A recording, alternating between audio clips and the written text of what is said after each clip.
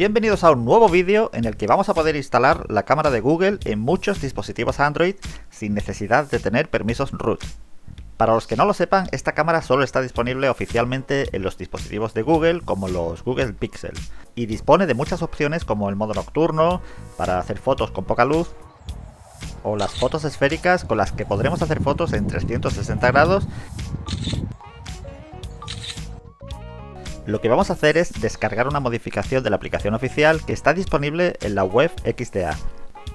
Aquí vamos a encontrar un listado de marcas y modelos de teléfonos. No están todos los teléfonos, evidentemente, pero la lista va aumentando. Si nos fijamos al lado de cada modelo, por ejemplo, el Xiaomi Mi A1, tenemos varios enlaces. Debemos escoger el que no requiera de permisos root y en este caso sería el enlace de arriba. El teléfono que veis ahora es un Xiaomi Mi 8, así que en este modelo hay un solo enlace, así que pulso y me envía al hilo específico de este modelo.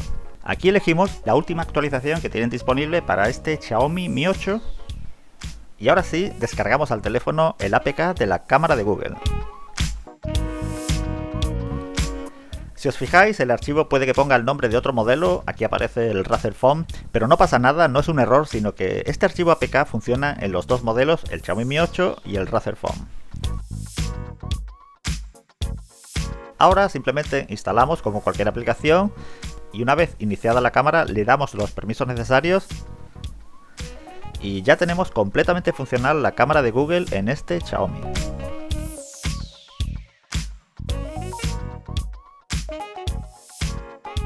Como dije al principio, tiene muchas opciones incorporadas en la misma aplicación como Google Lens, que nos identifica objetos y a veces con bastante precisión nos dice qué tenemos delante y dónde podemos comprarlo.